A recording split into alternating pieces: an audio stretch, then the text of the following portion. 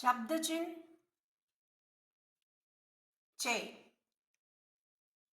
എല്ലാ ചാപ്റ്ററിലും ശബ്ദചിഹ്നം ഉണ്ടാവും. അപ്പോൾ आप लोग शब्दचिन्ह कई बार पढ़ना चाहिए. ना इन इतना, ला रेखा लाइन पर लिखता है. ना इन इतना ലൈറ്റ് സ്ട്രോക്കാണ്, പത്തലി രേഖയാണ് ന.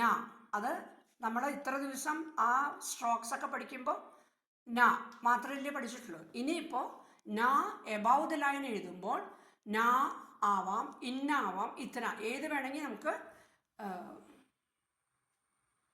അതാത് മീനിങ് അനുസരിച്ച് ഓരോ സെൻറ്റൻസിൽ മീനിങ് വരിച്ച് അതൊക്കെ എഴുതാം. ഉൻ ഉത്തന ന ഓൺ ന ലൈൻ पर लिखता है. അപ്പോൾ എന്നെ ഓൺ ദി ലൈൻ എഴുതിയാൽ it is changed into ഉൻ ഉത്തന. അപ്പോൾ above the line, on the line, ഇതിലൊക്കെ വളരെ ഷോർട്ട് ഹാൻഡിൽ വളരെ ഇമ്പോർട്ടൻ്റ് ആണ്. ഹോന ലൈൻ നീച്ചെ, ലൈൻ കാൽ നീച്ചെ ലിഖ്തേ ഹേ. കണ്ടോ, ലൈൻ്റെ അടിയിൽ എന്നെ എഴുതിയിട്ടുണ്ട്. അപ്പോൾ നാ ഇൻ ഇത്തന വരയുടെ മുകളിൽ, നാ ഉൻ ഉത്തന വരയിൽ, ഹോന വരയുടെ താഴെ.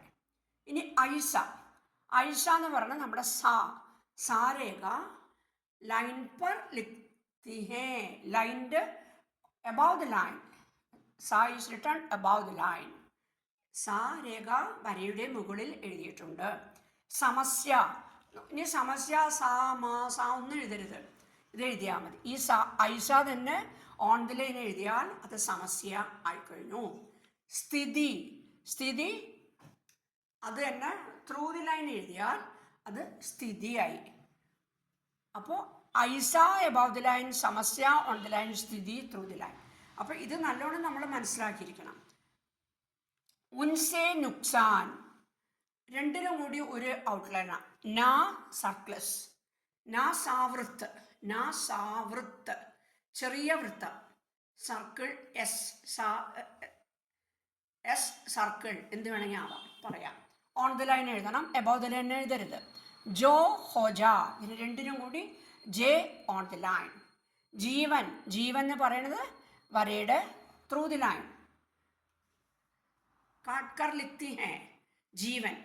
അപ്പോൾ ഇത്രയും ശബ്ദചിഹ്നമാണ് ഈ ചാപ്റ്ററിലുള്ളത്. ഹോ ജാന ക്രിയ കാ പരിവർത്ത് രൂപ് ഹേ. ഹോ ജാന പരിവർത്ത് രൂപമാണ്. അതിൽ शब्दों को परिवर्तित रूपों का संबंधित शब्द चिन्हों द्वारा लिखा जाएगा.